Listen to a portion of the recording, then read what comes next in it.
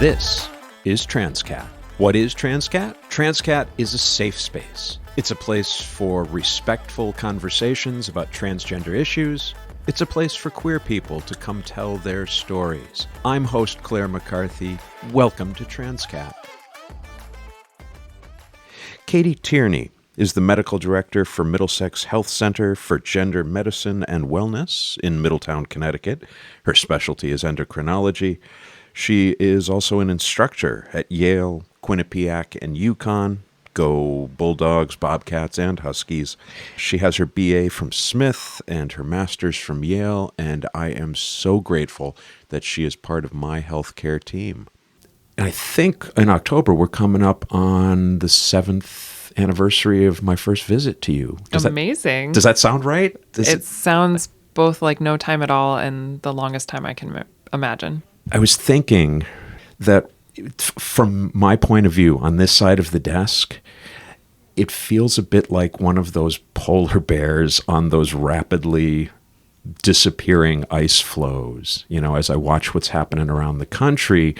And this thing that I've relied on, both Middlesex in general and you in particular, that I've come to rely on, it's disappearing around the country. And I guess I just wanted to make sure that you're seeing and feeling the same sort of thing. We're definitely feeling and seeing it. I think another way to look at it is that the rhetoric makes it feel like you're a polar bear on a piece of ice that's disappearing, but there are so many people across the country that are continuing to do the work as best they can in the places where the laws have gotten really strict, and that there are good people doing the right thing all over the place.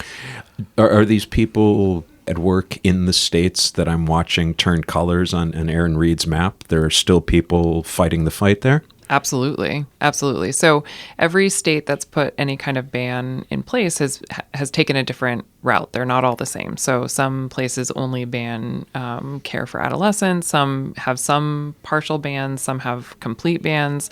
So the people who are on the ground in those states are doing everything they can up until the point that it's illegal. And also, there are lawyers fighting all of these bans in every one of these states. And the people who can no longer provide the care in those states are helping to the best of their ability make sure that those people are connected outside of that state. Some of the states have gotten a little fancy and decided to also make it illegal for you to help people get to another state. So they're relying on those of us from other states who are not under those bans to help get those people out and get them the right kind of care. But that being said, for all the good work that's being done, obviously there's a lot of detrimental things going on, which is not only, it's obviously horrible for the people who are living in those states, but it's also really difficult for patients and people who are not living in those states. There's 99% of my visits right now are spent talking about the rhetoric and the scared and the worry and what do we do if, and, often in trans care, we talk about just basic medical care, but we don't always talk about are the microaggressions that happen in our communities that we don't have a medication for necessarily. That's the social justice part of it. But education is really the only medicine for that. Absolutely. But that's, I think, what's the biggest threat to trans health right now is just that constant, we call it microaggressions, but it feels pretty macro right now, where, even though we live in a state that's fairly safe with a lot of protections and we are a safe harbor state, so, people can come here and get care and not be persecuted, but persecuted, both. Maybe. Yeah. That doesn't stop the stress, the constant feeling like there's flag burning on your front step.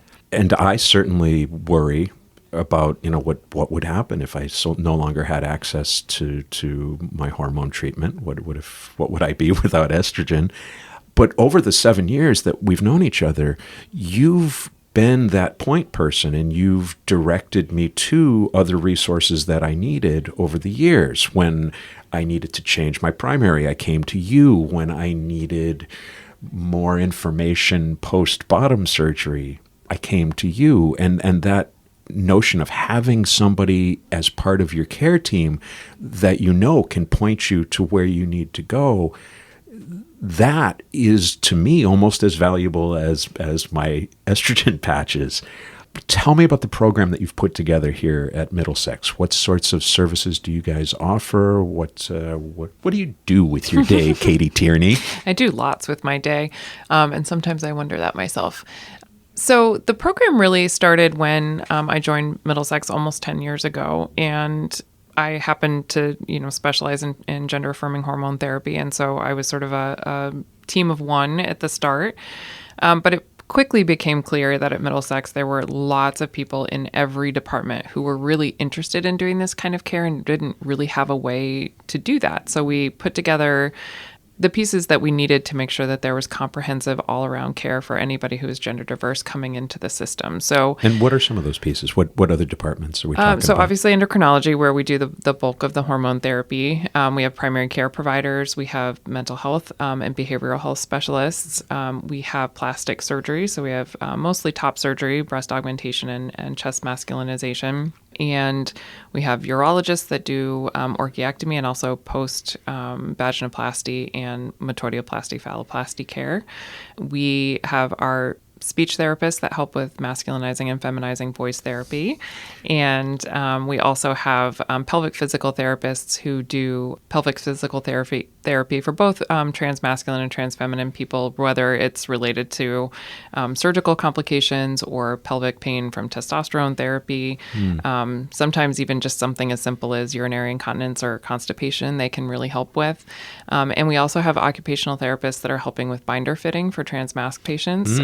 And preparation for surgery so that they're getting the right sizes and making sure we're not getting unneeded changes in skin.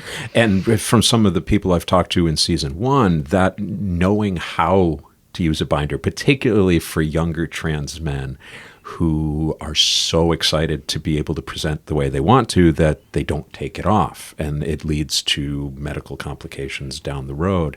To have, with the same degree that I have for my meds, a prescription that says you're going to take this off from X time in the evening till X time in the morning, and here's the circumstances under which it's cool. It's really no different than a prescription to do it in a healthy way. Right. And I think that's always the negotiation in any kind of medical issue, whether it's, gender affirming care or anything else that we do. There are things that you can do and there are things that you can overdo. Mm-hmm. And we have to find where someone's motivated to do something and where we can thread the needle to both affirm their gender, but also not unnecessarily hurt their health. Yeah, sometimes it feels like if I don't do it all right now, I don't know what's going to happen. Right. And I understand that impulse to do that. Absolutely, especially if you've been denied that care or even just that identity for a long time and all of a sudden the door opens. I often tell patients it's like walking into a candy store and being told you can have all the candy. You can't eat all the candy, but you can have it all. Can I have all the candy? You can, absolutely, but you'll probably be seeing me for another diagnosis. Let me go back to, you said you found yourself 10 years ago an expert in this. I don't think that happens accidentally, though. Mm-hmm. I'm going to push you a little bit on that. What brought you to this? Was it just a market thing that you saw that this wasn't being done, or was it something that spoke to you? Because let's just be honest, you're kind of a patron saint in this area of healthcare for us trans folks. So there's a commitment there. Tell me about how you got to that point. So, no one gets into healthcare to make money unless you're an interventional radiologist or a dermatologist, and I'm neither. So you bring something, especially as a nurse, I feel like I when I'm doing the work that I do, I bring something that no one can pay me money for. I'm offering to bring my soul and my passion into the room to help people be healthier or be who they need to be. And when I first started, I really had no idea what I wanted to specialize in. If anything, I really thought I'd do primary care forever. Mm-hmm. And I was working in a practice where the endocrinologist that I was working with saw trans patients, and he was really the only one in the state doing it at the time. And he had to leave practice abruptly, and we had patients. And so I had never seen a trans patient. I had never done any kind of gender affirming care. And this was in 2007, 2008, when the kinds of standards and community that we have now was not there. So I mostly held the line. I saw patients, I refilled their meds. I didn't really know what I was doing. And so I took the time to start doing more research, what was available online. I went to a conference and decided to learn what I could learn there. And then, honestly, it was a colleague who I barely knew said, "Can we meet and talk about this?" And I was like, "Sure, I don't really know what I'm talking about." And he said, "Well, why aren't you taking new patients?" And I said, "Well, I don't know what I'm doing." He goes, Right. "Okay, but that's how you figure it out. You just do it." I was like, no, that's not how I work." And he was like, "No, you really should just do this." And I was like, "Okay." So it was him pushing me and saying, you can do this if you want to. So I started seeing new patients, and that was at my previous practice. And when I moved to Middlesex 10 years ago, I brought almost 300 patients with me. And it's since grown to more than 1,000 patients in our health system. And that's, the science is changing every second. Right. So being an expert is, not a real thing in this.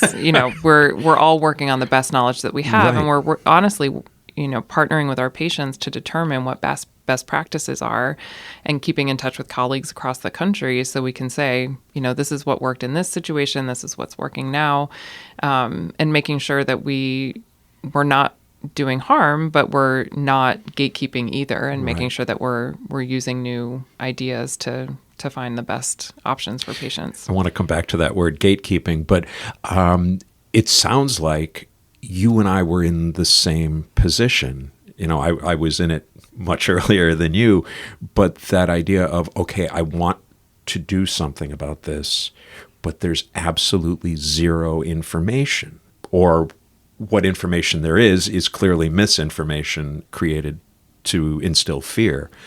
And so how do you make educated, healthy decisions in the absence of data, in the absence of representation? And so I have that on a personal level. I just scoured media for anybody who looked like me, and very rarely, I would come up with bits and pieces. Okay, that character's a little like me because X, but you're coming at it from the professional level. And if there aren't the studies, if science isn't funding the studies that professionals like you can then draw from, then everybody's just stabbing in the dark. Some ways, yes. In some ways, our research is always behind the 8 ball, right? When we know there's a question, it's going to take another 10 years to make sure that we have evidence to support our theories. And ultimately, I think definitely in the last couple decades, we have started relying on evidence-based medicine, which is great. I think it's really important to have evidence, but we've also forgotten that this is an art. This is me talking to a patient and having a gut level conversation about what's right for them. And literally everything we do is risk benefit. Everything is informed consent. If I say, if a patient says to me, "Well, what do you think I should do?" I never answer that question, because I'm not the person who has to do what I'm offering them to do. I can tell them what the risk is if they don't do anything. And I can tell them what the risk is if they do it, or what the potential good outcomes are on either side of that. And ultimately, sometimes we just have to make a choice and decide that the benefits outweigh the risks, and we walk in together and decide if it worked or not. So that honestly is why I love what I do, because it's never me saying, here's the absolute answer. Sometimes if it's super dangerous, then yes, there's an absolute answer, and there's some things I'm not willing to do, but it is always a conversation. We are always partnering together to make that choice.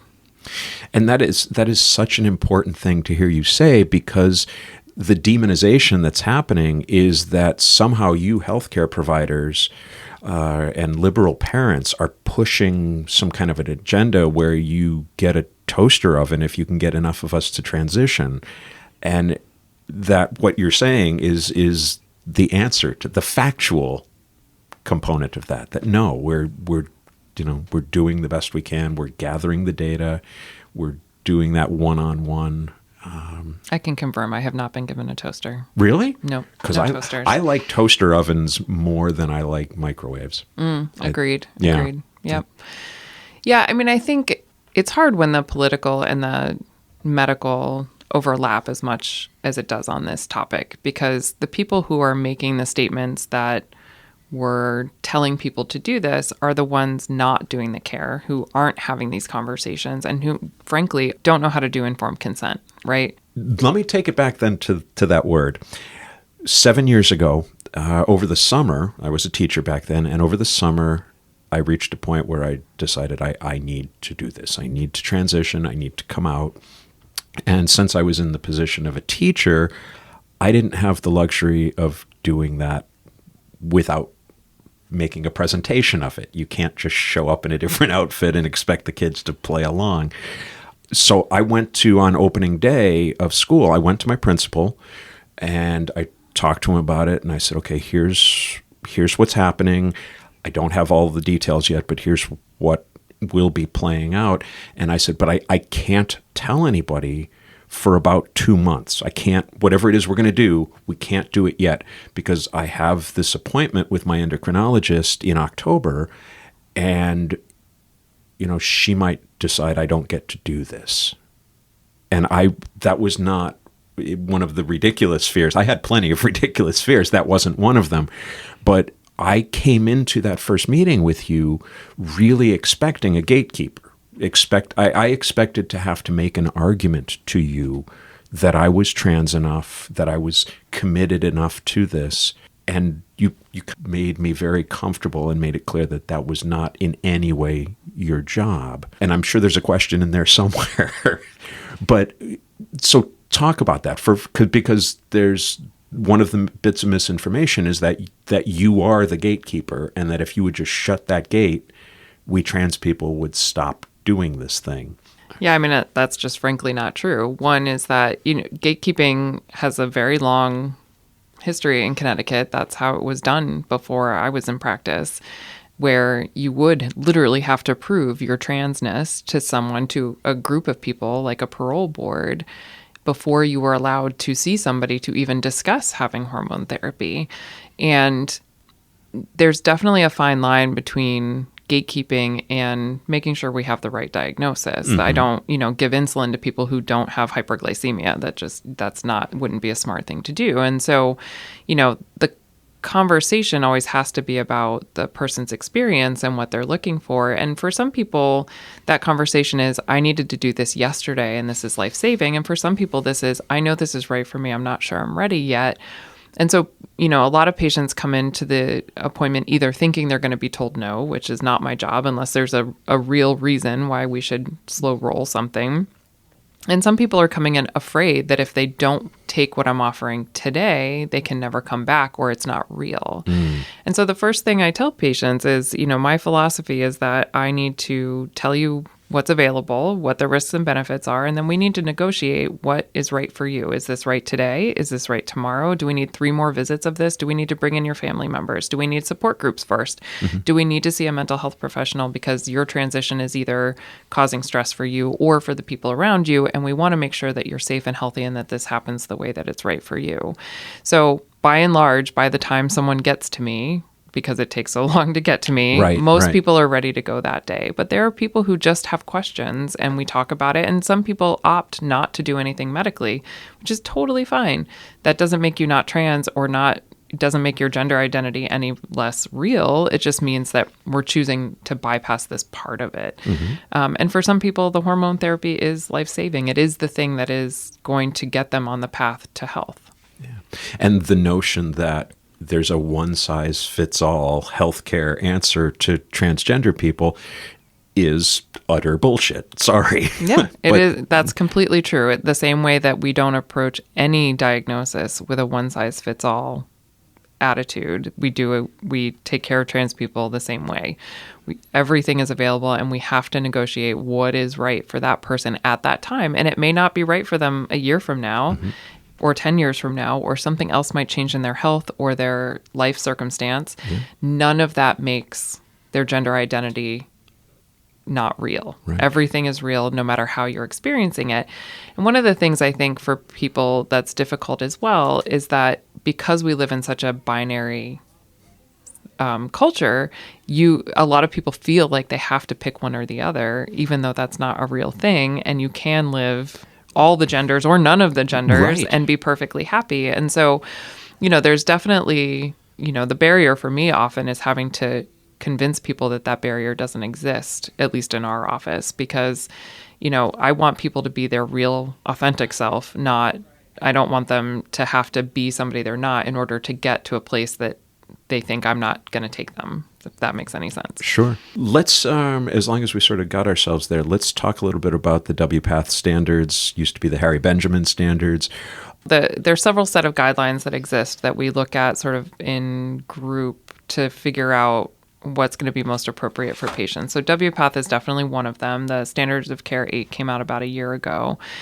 And most insurance companies base their coverage on those standards. So in the past, some of those standards have been pretty strict. And so insurance companies had the go-ahead to put those in place. And so now we're trying to undo them a little bit with the Standards of Care. And a lot of that has to do with the gatekeeping part of it. Who can refer for surgery? Who's appropriate for surgery? How many people have to say you're okay to have surgery before you can have it, and that kind of thing. But those guidelines really are a framework. They're not going to be able to address every single person's issues or questions. And so we use them as a framework. And that also gives us a little bit of, especially in this, contentious climate that we're in, it gives us a little bit of a backbone to say we're not just making stuff up. These are the guidelines from a group of experts, and this is what we all follow in general, so that we can make sure that we're really following some kind of solid guideline. One of the things that I find myself going back to on that, and it comes up in the arguments against people like me, is that by the time I came to you, I'd had a couple of years of mental health care from someone who knew, enough about transgender people that I was benefiting from that. And I should be really honest about that. Working that out in conversation with her allowed me to accept the fact that I could do this for myself. How important is that mental health component before a patient gets to you? Because it's certainly being characterized as, there's no oversight. I can just like the way that people used to get a medical pot license. You just kind of show up and there's a doctor who will give it to you, and regardless. How much do you rely on the advice of a mental health professional when you're talking to me? It's entirely patient specific. There are patients who don't have the mental health difficulty that is going to prevent them from doing what they need to do. There are people who really do have other underlying mental health issues that may or may not be related to gender, or may be entirely related to gender, that do need wraparound care where we're all doing it together, including a mental health professional, to make sure that they, understand the outcomes or understand the repercussions, or make sure they're safe, or, deal with the long history of microaggressions, or feeling like they can't, or having it taken away from them, or abuse that's happened in the past. So for some people, it's extraordinarily important. I recommend therapy to literally everyone I see, regardless of their diagnosis, because I think it's very helpful in our life. Our culture is not that easy right now. And so I think it's important to have that support, but it's not a reason to stop somebody from doing what they need to do medically if it's not available to them. We've had a rough couple of years here with COVID. And for some people, it's been really great and opened up a lot of opportunities. And for some people, it's forced them back into places that are really unhealthy. And so it really just depends on the patient. And ultimately, I'm the specialist. I'm the one who's going to make that judgment call, whether that patient knows, whether that patient needs additional support in order to make this a healthy outcome. I always sort of bring it back to diabetes, since that's my other specialty. And I give people insulin with teaching from me, and no mental health provider is available or required for me to prescribe a medication that is potentially lethal, right? If you take insulin the wrong way, it can kill you. Right. And we don't require that of anyone. But on the other side, I was talking about this as we were working through some of the Husky policy. We have historically required patients who are having any kind of chest surgery, breast augmentation, or chest masculinization to see a therapist before they go, which we all sort of recognize is a gatekeeper way of doing things. But the other thing I thought about was, well, maybe we have it right for trans patients. Maybe somebody who is going through a life-altering surgery should be offered that kind of support. And so when we don't require that for non-trans people having the same surgery, we're doing them a disservice because we're not offering that kind of care. So, medicine is often in a silo. We don't often have true wraparound care. And so ultimately, that's probably what would be best for everyone. But I don't know that will be available to everyone. Well, because the other thing on that is the economic piece, right? I'm very upfront with the fact that I was able to transition in all the ways I wanted to because I had a job that had good health care, and therefore I was able to find a way to pay for all this. And I ask that mental health question as if it's a given that, yes, of course, we all have access to quality mental health care, and we don't. Right. Not only just the financial piece, which is a huge part of that, but because we don't have enough providers, because we are inundated right now, just post-COVID. So, we're in Connecticut, we're just so lucky in so many ways, but one of them is because Husky pays for all of that. It is mandated coverage in Connecticut. And so Husky has worked hand in hand with us to make sure that the policies are correct as they can be, and offer that to patients. So, for patients who qualify, they're very lucky. Commercial insurance, there's lots of loopholes, but for a lot of people, that is also mandated coverage. But for people who fall through the gaps there, that is a real difficulty. We have some amazing community partners who really do a lot to make sure that people get the services they need. In some ways, they're definitely more renegade than a medical system can be, and will just literally financially float people to get them what they need. But that is literally what we need, right? Like that is the goal. Not just, I can't fix poverty or unemployment with hormone therapy. It 100% improves. When we see patients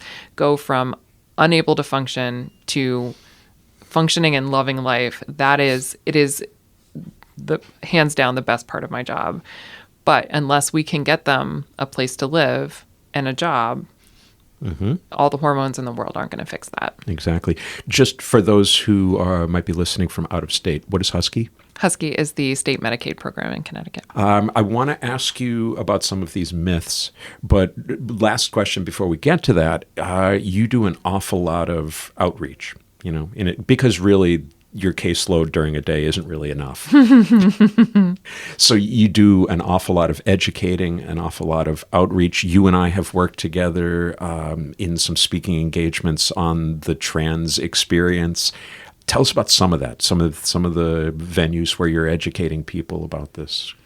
Education is the key. That is the only way we not only change preconceived notions, but also find allies that exist but don't know how to be allies, right? To galvanize people to actually be the people that talk about it.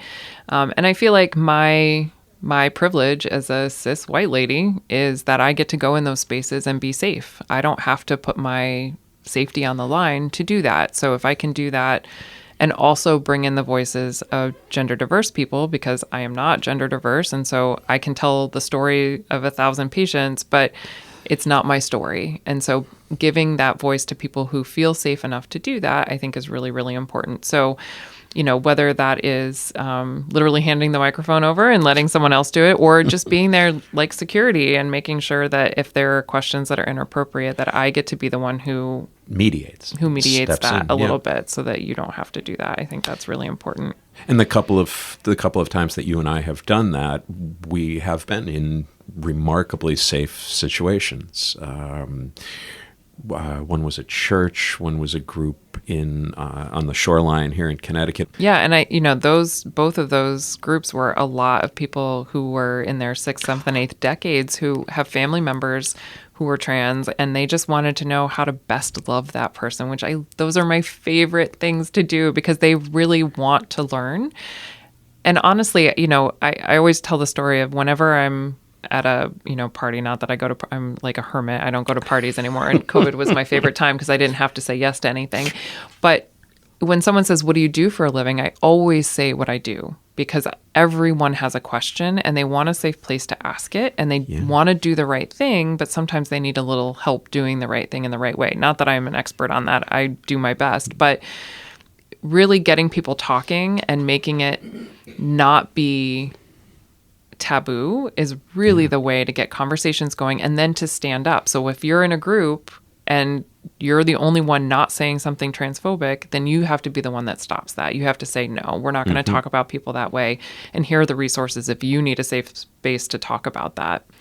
And I've seen it work, both when I'm working with you and when I'm doing my own speaking engagements, that if you can create a sense of safety in that audience, they will ask you things that come from their heart. And I'm much better able to work with someone who has a difference of opinion, but is asking something out of a sense of sincerity. The chance to let them talk about their discomfort or their learning curve. But it also, your presence does that for me. When we're in those situations, I am much more able to open my heart to complete strangers because I know I've got you there to run interference if I need it. That little bit of defensiveness that I probably would have on my own, I get to put that down because I'm working with you. So that those pieces are important. Well, I'm glad I can do that for you.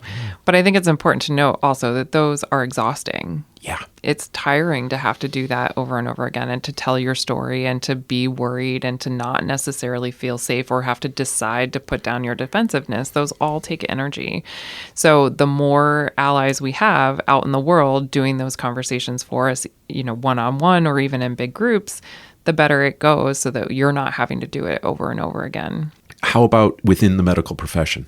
Do you do educating for medical professionals? Because I've had a few conversations in this podcast over season 1 with folks who said, well, training about trans patients maybe is a one-off. It's not really part of the curriculum, but maybe we got a training one afternoon on it.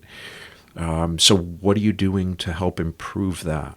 So there's definitely nursing and medical schools are getting better at training students to know things before they go into the field. But we have a whole healthcare team across the country who were never given any kind of that education in their original schooling. And so I do, national lectures at conferences. We do here at the hospital. We'll do different groups. So I've done one specifically to people who provide cancer care at the hospital and how that intersects with being gender diverse. We've talked to nursing residents. We talk to our medical residents as well.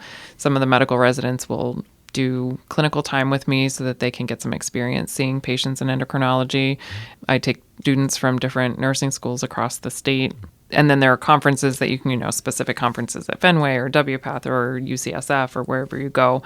But really, it's about experience. And ultimately, I'll give a 3-hour lecture on trans care in hormone therapy. And at the end, the only kicker is that you have to bring your whole heart when you go. If you just walk in the room with the ability to hear someone's story and then use your resources to do the best work for that person and then reach out if you have questions, most people it's pretty standard. The algorithms are pretty clear. For some, their health issues are complicated, and we really, even every single day, the 3 of us in endocrinology will sit and say, okay, here's the crux of the issue. What are we going to do next? And what resources do we have to make sure we make the right decision for somebody?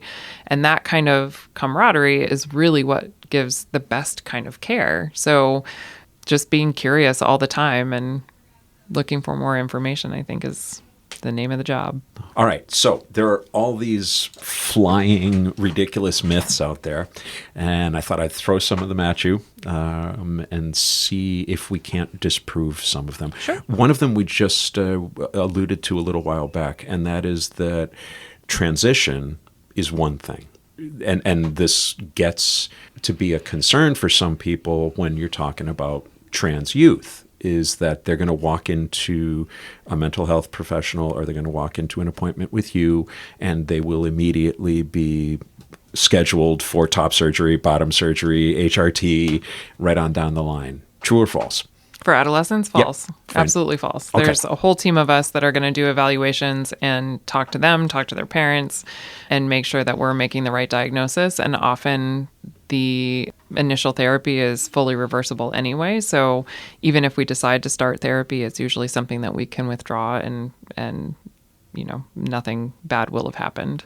puberty blockers cause permanent and irreversible harm. They do not. That is why we use them. We use them to delay puberty so that we can give the child and the family a safe space to explore gender identity until everyone is in agreement that the child needs to start hormone therapy or needs to come off blockers and go into their natal puberty. Well, because there is the medical aspect of transition, but there's also the social aspect, and that is just multi-level. There's replacing a wardrobe. There's how you feel going about your day-to-day in those clothes. There's the whole legal aspect. There are all these social parts of transition that don't all happen at once. So I'm not sure why we're assuming that the medical part does. Yeah, I agree. I mean, when we're making a medical diagnosis, we are talking and using our resources to make sure that we're making the right diagnosis. And there's not a lot of diagnoses that we have medications we can give that are fully irreversible with very few side effects that buy us some time. Yeah. Right? We don't usually do that. That's a gift in this realm where we get to buy some time, where we can offload some of that dysphoria and show, I mean, there's studies that show when you offer an adolescent the opportunity to even get that safe space with no irreversible changes, it still improves their suicidality. It still improves depression and anxiety because you're at least saying to them, okay, even if we can't do all the things right now, you talked about when you know and it's time, now you want all the things. Even if you can't do all the things, you can at least give them the space to know that that possibility exists. I know some trans people who can't take hormones because of pre-existing conditions. So I want trans people to hear this, that if you can't afford hormone treatment, if you decide for whatever reason that top surgery or bottom surgery is not for you, you're still a trans person. Well, you're still you. And you're still you. Right. Yeah. I think that's one of the most exciting and also hardest things that we do is trying to convince people that they are themselves with and irregardless of their gender identity. You are still a human being and your body is doing amazing things for you. And sort of starting to make it okay that some women have penises and that's great. Yeah. And some men have vaginas and that, as long as that's right for that person. If that person has dysphoria related to those things, then obviously we're going to offer the medical care that they need, but it's not a requirement. If that's something that's right for you, that's right for you. But again, that was one of the myths that I came to you with. If I had been told along the way, no, you can't have bottom surgery because of X, Y, or Z, that would have caused a lot of distress. So I understand how multifaceted those things are. Absolutely. And what's right for one person is not necessarily right for another person. So, again, it's when we're talking about politics or even medical care as a whole, we're looking for a one-size-fits-all answer, and that's just not how medical care goes in any situation, and especially in this one. So using our ability to sort of distill what's right for each individual person is the magic. This is a thorny question, so I want to ask it carefully. We've referred to, and we often do in our speaking engagements, the fact that suicide rates are so much higher for trans people. And the other side likes to take that and return it to the earlier days of the DSM where transgender or transsexual was probably the word that was being used at the time, was listed as a mental illness. I came to you 7 years ago in a state of profound depression, looking for a way out. How does one draw that line between here's a person who, in my case, is legitimately trans and someone who has a mental illness that is not necessarily, related to gender dysphoria, but is presenting it that way? As someone, two of us are sitting here, neither one of us is a mental health professional. So let's put it on me. How did you draw that distinction between someone who was very clearly in crisis and that I would be a good candidate to move forward, I mean, I don't think there's a hard and fast rule. It's a lot about that conversation and our gut level feeling about what would be most appropriate for that person. So for some people, the mental illness is not related to the gender dysphoria, but is sufficient enough that it's interrupting that thinking process. There are people for whom their depression is entirely tied to their gender dysphoria, and treating the depression without treating the gender dysphoria is spinning your wheels. Yeah. So for some people, the hormone therapy is the antidepressant, is the answer to the suicidality because the depression is related to that. For so many people, we've seen it in studies where people are able to discontinue their antidepressants because the depression was related to things other than the gender dysphoria was not being caused by the depression. It was the other way around. And ultimately, whenever I'm speaking about this and about these diagnoses, most people like to think that trans people are just crazy. That's why the rate is so high. But it is because non-trans people are making trans people crazy. We are the ones who are perpetuating this idea that they're insane or not right or don't know themselves. And so those microaggressions build up over time. And of course, you feel like you're under a waterfall that will not stop because none of it's in your control. And everyone is giving you these little unnecessary and cruel things every single day. And some of those are self-inflicted, right? We all live in this society. So there's a lot of internalized transphobia as well. But the benefit of seeing somebody like me is that hopefully I help you tease that out correctly. That's not going to be true for everyone. There are going to be people who are misdiagnosed. And that is true in every part of healthcare. Right.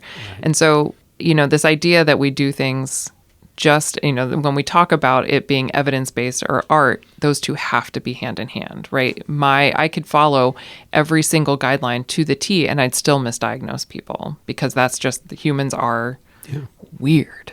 So, it really is. And sometimes, like we talked about, sometimes it is, you just try it. You give some, so we're at a point where the depression's not getting better or the suicidality is not going away and the hormone's not going to make it worse, but potentially could make it better. Then we make an informed consent decision to wade into the water together and see what happens. And if the suicidality is getting worse, then we stop. Yep. And if it's getting better, then maybe we had the right answer. That there's a support team in place. Mm-hmm. Another myth that I think I heard in that answer, most people who transition when they're young detransition later. I hate that word, detransition, by the way. Yeah, I feel like, so both the word transition and detransition assume that somebody's going from one place to another and that there's a line in the sand. And I think the biggest thing that we're going to try and figure out over the next 10 or 20 years is that there's no line in the sand. You are just you and you don't live in a vacuum.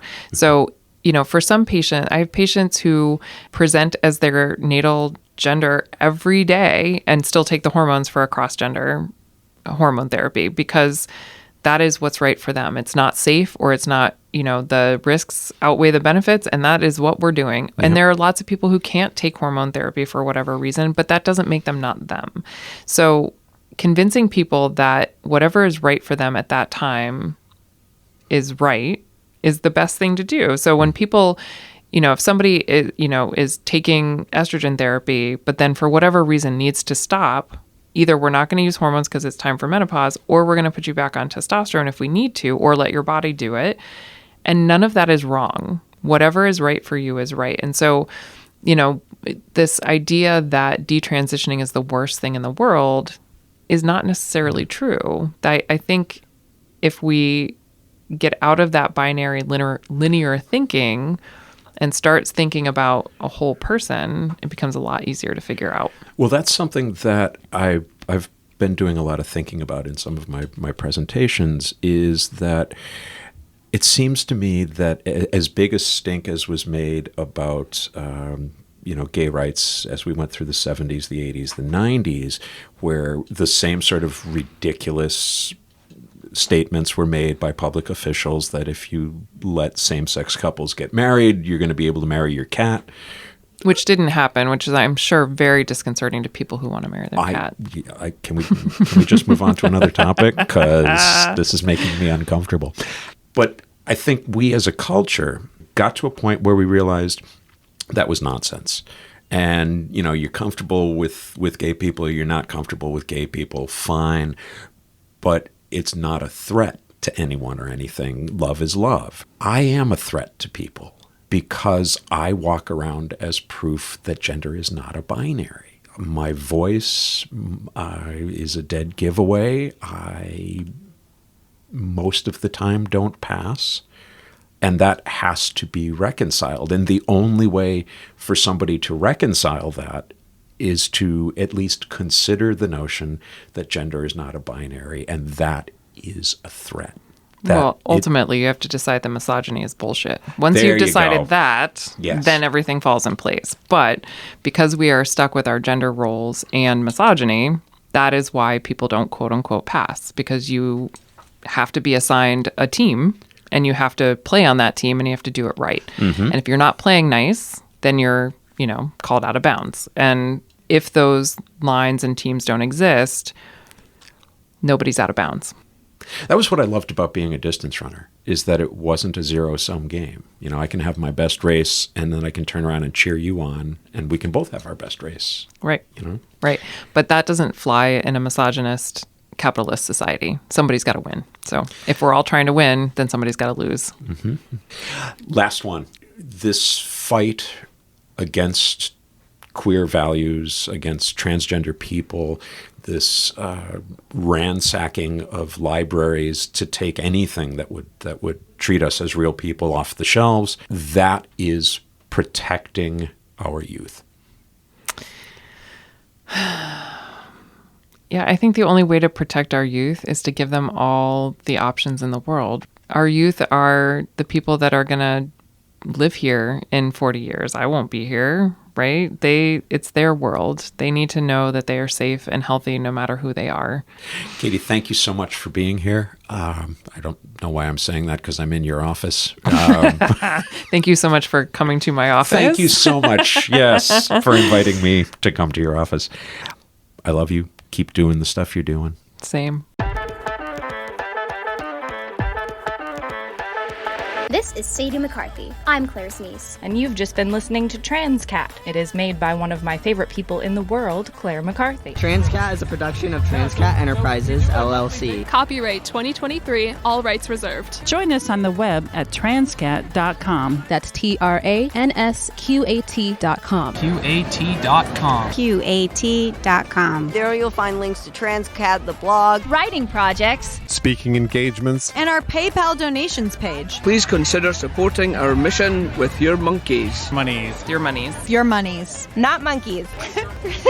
Please consider supporting our mission with your monies. Any monkeys will be gratefully received as well. Follow Transqat on Instagram, Facebook, Twitter, and YouTube. On TikTok, we are at The Real Transqat. Want to tell your story on air? Or ask Claire a question? What is the deal? She has all the answers. Or suggest a guest or topic for an upcoming episode. Use the contact page at the website or email her directly at crmtranscat@gmail.com. crmtranscat@gmail.com. And thanks for listening. Thanks for listening. Thanks for listening.